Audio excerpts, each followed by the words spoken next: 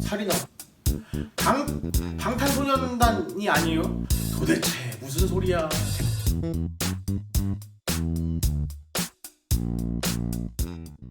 할렐루야, 반갑습니다. 리미TV의 강전도사입니다. 오늘 우리에게 주신 하나님 말씀은요, 요한복음 4장 1절로부터 15절까지의 말씀입니다. 우리 말씀을 읽고 올까요?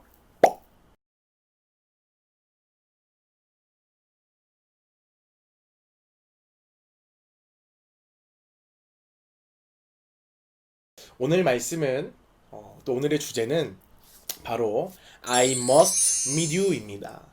I must meet you. 네, 내가 반드시 너를 만나야겠다 하는 예수님의 대사입니다. 4절 첫 번째 부분 서두를 보면요, 이 바리새인들이 예수님을 이제 견제하고 있다는 것을 느끼십니다. 아, 뭔가 느낌이 세. 이것들이 나를 이제 공격할 것 같아 라는 이 느낌을 받기 시작해요. 어떤 배척의 기운을 받으십니다. 그래서 이제 예수님은 3절에 유대를 떠나서 갈릴리로 가십니다. 여기서 이 떠나다 라는 이 표현은요, 바로 이 땅을 포기하고 버렸다 라는 뜻도 가지고 있습니다. 그래서 유대 땅을 버리고 포기하고 이제 갈릴리로 떠나는 여정을 선택하십니다. 자, 본격적인 말씀이 이제 펼쳐집니다. 4절에 사마리아를 통과하여야겠는지라. 자, 그래 뭐 가면 가는 거지 뭐 이게 중요한가? 라고 생각할 수 있어요. 자, 우리 말씀을 함께 볼게요. 이 사마리아 땅에 대해서 우리가 지리적으로 역사적으로 살짝 이해를 하고 가야 돼요.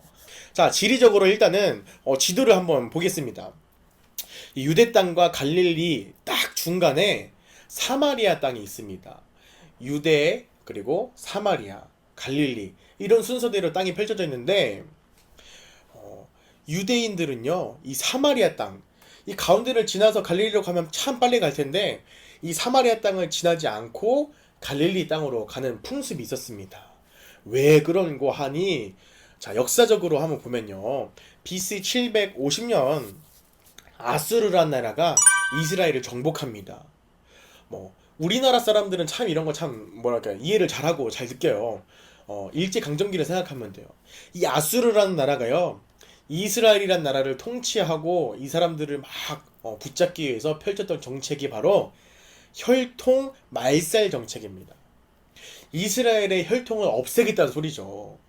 이야, 이게 무슨 소리야? 라고 생각해 보니까 뭐냐면요, 이스라엘 사람들은요, 이들의 가진 생각은 하나님이 우리를 선택하셨다, 하나님은 분명히 우리만을 구원하신다 라는 어떤 이런 사상을 가지고 다른 민족들을 굉장히 깔보는 습성이 있었어요. 아수르 입장에서는 이 이스라엘 사람들 굉장히 마음에 안 들었겠죠. 그래가지고 너네 혈통만 하나님이 사랑하신다고? 오케이, 너네 혈통 다 없애버리겠어. 그래가지고요, 혈통 말살 정책을 펼치는데 바로 아수르에 있는 수많은 민족들과 이스라엘 사람들하고 혼인을 시킵니다. 그래서 혼혈아를 낳아서 이스라엘 전통 민족이 없도록 하려는 이 정책이 바로 이스라엘 민족 말살 정책입니다. 혈통 말살 정책. 자, 이스라엘 사람들 입장에서는 이방인들과 혼인하는 것을 하나님께 배신하는 거라 생각하고요, 정말 죽어서도 그런 일이 있어서는 안 된다라는 생각이 있었지만 어떡합니까? 살아가는 게 너무 힘든데. 자, 그 속에서도 믿음을 지키고 혈통을 지킨 사람이 분명히 있었습니다. 이 끝까지 혈통을 지킨 사람들, 이 사람들은 그래도 정통 유대인이라고 말하면서 본인들이 참 이렇게 떳떳하게 살아가는데, 이 혼혈 민족들은 참 이 사람들한테 많은 핍박을 받았어요. 나라를 팔아먹은 놈, 하나님을 버린 이 악한 녀석들, 완전 쓰레기 취급을 받고 살았단 말이에요. BC 750년 그때부터 지금까지도 유대인들은 그들을 막 싫어해요. 자, 다시 한번 말씀으로 돌아오면요, 이 사마리아 땅에는요 이 혼혈 민족들이 살아갔어요. 유대 민족들이 이 혼혈 민족들, 하나님을 버렸다고 하고 막 배신한 사람들이라고 생각하는 이 쓰레기 취급하는 사마리아인들을 다 사마리아 땅에 모아놨습니다. 그리고요, 이 사람들은 사마리아인들과 상종하지도 않고 사마리아 땅을 한 발자국도 밟지 않고, 그 땅은 더러운 땅이다, 버림받은 땅이다, 그들의 민족을 정말로 하나님께 버림받은 아주 저주받은 민족이다 막 이렇게 생각하면서 그 땅하고 상관도 안 했단 말이죠. 즉 뭐냐, 예수님이 사마리아 땅을 지나서 갈릴리로 가신다? 이거는 엄청 충격적인 일입니다. 어떤 의미냐 보면요, 예수님이 이 사마리아 땅을 지나서 갈릴리로 가신다, 돌아가지 않고 그 땅을 사마리아를 통해서 가신다 하는 이 말은 그때 당시에 유대의 관습과 통념과 편견과 차별, 그리고 이 역사적인 사실에 저항하는 것입니다. 왜? 그것은 하나님의 뜻이 아니기 때문입니다. 인간적인 마음에 그들을 왕따시키고 못살게 굴고 그들을 저주받았다 하는 이 유대인들에게 저항하는 모습입니다. 이 사마리아 땅을 갔다는 것 자체가 어마어마한 거예요. 그런데 오늘 주제처럼 예수님은 뭐라고 그랬죠? I must meet you. 예수님은요, 분명히 이 사마리아 땅의 목적을 가지고 하셨어요. 단순히 갈릴리 땅을 빨리 가야지 하는 생각 때문에 사마리아를 지나가신 것이 아니라 사마리아 땅에 분명히 목적이 있으셔서 갔다는 것입니다. 계속해서 말씀해 볼게요. 이제 사마리아 땅에 도착해서 예수님이 사마리아 여인을 만나죠. 여기서 우리가 중요하게 봐야 될 단어들이 있어요. 뭐냐면 바로 샘, 그리고 우물. 이 단어가 이제 앞으로 계속해서 많이 반복돼서 의미를 가지고 쓰일 텐데, 우리 이 의미에 대해서 먼저 배워볼게요. 샘은요, 자연적으로 주어진 거예요. 우물은 사람이 인위적으로 판 것입니다. 이것은 분명히 의미의 차이를 가지고 있습니다. 그리고 오늘 이 야곱의 우물가에서 그 여인을 만났습니다. 이 우물가, 야곱의 우물가라고 말하는데 이곳이 어떤 곳이냐? 바로 창세기 33장 19절에 나오는 세겜이라는 곳인데, 이 야곱이 삼촌 라반의 집을 떠나서 20년 만에 가나안 땅에 처음 정착해서 장막을 친 곳이 바로 이곳입니다. 라헬이 낳은, 야곱이 사랑했던 라헬이 낳은 요셉에게 물려준 땅이기도 합니다. 자, 이곳에서 역사가 일어납니다. 자, 예수님이 그대로 앉으시니 라고 나와 있어요.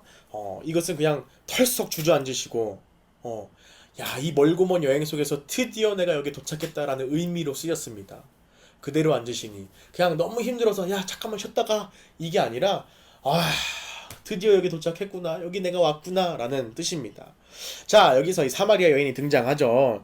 이 사마리아 여인은 어떤 존재일까요? 바로 찾아주지 않으면 만날 수 없는 비참한 존재, 구원이 필요한 존재, 그리고 언제나 목마르고 줄인 이 마른 뼈 같은 사람, 그리고 참 신랑이신 예수 그리스도와 신부 사이를 말하는 뜻으로 이 사마리아 여인이 등장합니다. 바로 사마리아 여인은 여러분과 저를 뜻하는 거예요.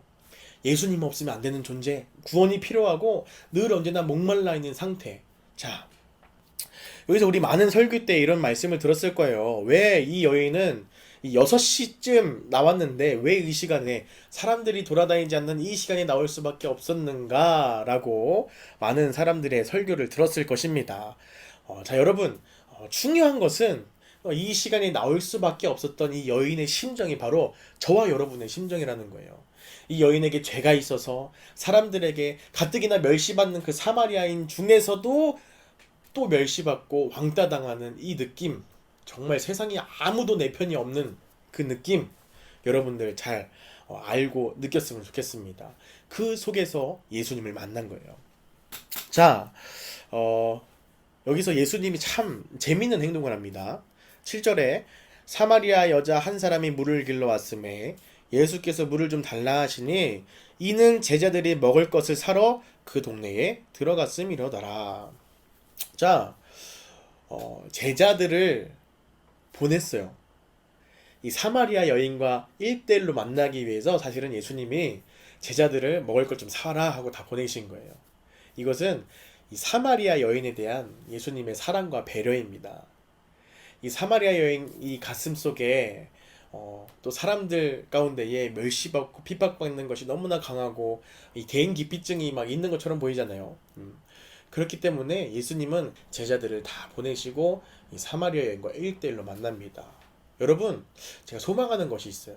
바로 이 영상을 보고 말씀을 나누는 여러분들도 1대1로 주님을 만났으면 좋겠습니다. 하나님은 여러분들과 단둘이 만나고 싶어 하세요. 여러분들 너무나 잘 아시기 때문에. 자, 말씀을 계속 볼게요. 자, 오늘 이 말씀 또 좀 여러분들이 읽어보면 이해가 잘 될 거예요. 예수님이 물을 좀 달라 하시는데 당신이 누구길래 나한테 물을 좀 달라고 하십니까? 자, 이렇게 뭐 이야기하는 장면이 나오는데 우리가 이것은 니고데모 이야기랑 조금 비교가 가능합니다. 이 니고데모와 사마리아 여인은 영적으로 무지한 상태에 있어요. 자, 그리고 이 니고데모는 구원은 본인이 찾아서 이치적으로 깨달을 수 있는 것이 아니다라는 것을 나타내고요. 사마리아 여인은 주님이 멀고 먼 길을 찾아 손 내밀지 않으면 구원은 얻을 수 없다. 즉, 이 구원의 주체는 하나님이다라는 것을 나타내기 위해서 오늘 쓰였습니다. 이 니고데모와 사마리아 여인의 의미 잘 알아두셨으면 좋겠습니다. 자, 우리 이 두 인물을 통해 알 수 있는 것은 바로 구원을 시작하는 이도 또 구원을 이루시는 이도 바로 하나님이십니다. 오직 예수 그리스도를 통해서만 그 일들을 하십니다 라고 말하고 있습니다. 니고데모는 유대의 최고의 지도자예요. 그리고 사마리아 여인은 핍박받고 쓰레기 취급당하는 사마리아 민족 중에서도 왕따 당하는 아주 최고로 천한 사람이라고 칭할 수 있는 사람이에요. 이 두 사람과 예수님과의 만남을 통해서 그 어느 조건도 그 어느 것도 이 구원을 말할 수 없습니다. 바로 그 주체이신 예수님이 이들을 만나주시면 똑같이 구원을 받는다라는 이야기를 하고 있어요. 자, 우리 11절 말씀부터 쭉 보겠습니다. 11절, 12절 말씀을 쭉 보면요. 이 여인이 아직도 예수님이 누군지 깨닫지 못했음을 말하고 있어요. 자, 여러분, 예수님이 우리를 안 만나줘서 우리가 예수님을 못 만났을까요? 그쵸?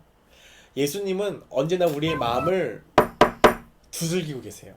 그런데 우리가 알아차리지 못하는 거예요. 오늘 이 여인처럼, 자, 여자가 이르되 주여 물기를 그릇도 없고 이 우물은 깊은데 어디서 당신이 그 생수를 얻겠사옵나이까. 우리 조상 야곱이 이 우물을 우리에게 주셨고 또 여기서 자기와 자기 아들들과 짐승이 다 마셨는데 당신이 야곱보다 더 크니까. 얼토당토 않는 소리를 하죠. 예수님한테 예수님, 당신이 난 누군지 모르겠는데 당신이 야곱보다 커요? 야곱이 여기 우물을 만들고 우리 민족이 대대로 살아가게끔 해줬는데 당신이 야곱보다 큰 능력이 있습니까? 라고 말을 하고 있는 거예요. 아직도 예수님을 깨닫지 못하는 거죠. 여러분, 그러나 예수님은요, 오늘 말씀에 보면 포기하지 않으세요. 우리를 구원하시기로 작정하셔서 이 사마리아 땅에 발을 디디시고 우리를 만나기 위해 이 자리까지 오셨다는 거예요. 자, 말씀을 쭉 볼게요. 13절, 14절 말씀을 보면 이제 이 우물의 이야기가 샘물로 바뀝니다. 아까 말했죠. 사람이 인위적으로 만들었던 이 우물의 이야기가 자연적으로 생겨난 이 샘물의 이야기로 바뀌고 있습니다. 샘물은요, 인간이 절대로 만들 수 있는 것이 아니에요. 바로 예수 그리스도께서 우리의 샘물이 되어주신다는 것이죠. 자, 이 우물과 샘물의 이야기는요, 에스겔서 말씀을 꼭 봐야 됩니다. 에스겔서 47장 1절에서 2절 말씀을 보면 이렇게 나와 있습니다. 그가 나를 데리고 성전 문에 이르니 성전 앞면이 동쪽을 향하였는데 그 문지방 밑에서 물이 나와 동쪽으로 흐르다가 성전 오른쪽 제단 남쪽으로 흘러내리더라. 2절 그가 또 나를 데리고 북문으로 나가서 바깥길로 꺾여 동쪽을 향한 바깥문에 이르기로 본즉 물이 그 오른쪽에서 스며 나오더라. 자, 이 성전의 성전 문에서 이 샘물이 흐르기 시작하는 장면이 나타난 거예요. 에스겔서에. 에스겔서 이 말씀이 뭔 말이요? 뭐 동쪽 남쪽에서 막 물이 흐르고 뭐 어떻게 하는 거? 물을 닦아야 되는 거예요, 뭐요? 누가 물 엎은 거요? 뭐 이렇게 이해할 수도 있겠지만 자세히 보면요, 이 샘물에 대해서 이야기하고 있습니다. 이 성전 척결 사건 때 예수님은 진정한 성전이 바로 자기임을 나타냈습니다. 그리고 다 무너뜨리고 일으킨다고 말씀하셨죠. 바로 진정한 성전은요, 이 샘물이 솟아나야 된다는 거예요. 오늘 사마리아 여인에게 말씀하셨죠. 내가 그 샘물이 되리라 라고 말씀하셨어요. 즉 우리가 이 요한복음의 쭉 이야기를 바라보다 보면요, 이 물의 역할에 대해서 알 수 있는데 이 물은 생명을 뜻하고요. 이 물은요, 예수님을 나타내기도 합니다. 역사의 매개체이기도 하죠. 물이 포도주가 되는 것, 그리고 세례를 줄 때 쓰는 물. 물 자체는 이 능력이 없어요. 그러나 이 물을 사용하셔서 예수님이 역사를 나타내십니다. 즉, 이 성전에는 이 샘물이 흘러야 된다는 것을 예수님이 말씀하시면서 오늘 이 여인에게 내가 그 영원한 샘물이 되리라 라고 말씀하시는 겁니다. 자, 여러분, 이 샘물과 같은 그 주님의 성령이 우리와 함께하기를 여러분들 기도했으면 좋겠어요. 자, 네, 에스겔서 말씀을 좀 더 봐볼게요. 에스겔서 47장 9절에서 11절 말씀을 쭉 보면요, 이 강물이 흐르는 곳마다 번성하는 모든 생물이 살고 고기가 심이 많으리니 이 물이 흘러 들어가므로 바닷물이 되살아나겠고 이 강이 이르는 각처의 모든 것이 살 것이며. 자, 이 물이 흘러서 가는 곳마다 생명이 살아나는 역사가 일어남을 에스겔서에 기록하고 있습니다. 이 샘물은 이렇게 에스겔서에 잘 설명이 되어지고요. 이 사마리아 여인은 또 이 말씀을 듣는 모든 사람들은요, 이 샘물의 역할에 대해서 잘 알았을 거예요. 자, 그래서 이 샘물은요, 또 두 가지 성경에 또 나옵니다. 오늘 이 샘물의 역할이 굉장히 중요한데, 과연 왜 예수님은 본인이 샘물이 되겠다고, 영원한 샘물이 되리라 라고 말씀하셨을까? 이 샘물이 뭐길래? 자, 보면요, 이사야서에도 나와요. 이사야서 55장 1절에 3절에 오라 너희는 모든 목마른 자들아 물로 나오라 돈 없는 자도 오라 너희는 와서 사 먹되 돈 없이 값 없이 와서 포도주와 젖을 사라. 자, 이렇게 말씀하십니다. 하나님이 결국 이 이사야서 말씀을 통해서 이 물, 하나님의 은혜를 값없이 다 주겠다는 말씀을 하십니다. 그리고 마지막에 3절에 내가 너희를 위하여 영원한 언약을 맺으리니 곧 다윗에게 허락한 확실한 은혜니라. 자, 제가 잘 설명을 했는지 모르겠지만 이렇게 볼 수가 있어요. 예수님이 사마리아 여인에게 내가 너의 영원한 샘물이 되어주리 하고 약속하십니다.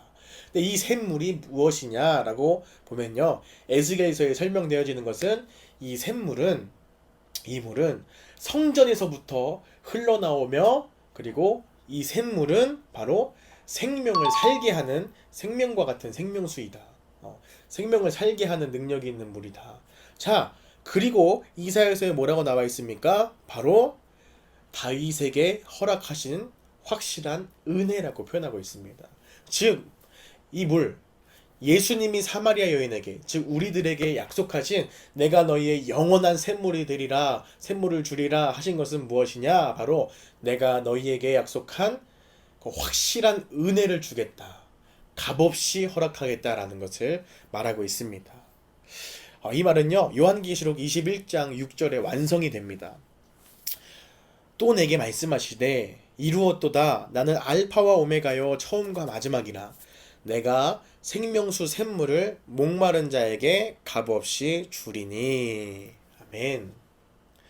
예수님은요, 구원의 이야기들을 쭉 말하고 있습니다. 예수님은요, 이 땅에서 사역하시면서 수많은 역사를 일으키시면서 다른 이야기를 하신 적이 없습니다. 구원, 복음, 그리고 하나님 나라. 여러분, 오늘 이 사마리아 여인에게 영원한 샘물이 되어주리라고 약속하신 것은 바로 내가 너를 구원하겠다, 내가 너에게 그런 큰 은혜를 허락하겠다라고 약속하시고 붙드시는 장면임을 우리가 바라볼 수 있습니다. 우리 마지막 절을 볼까요? 15절.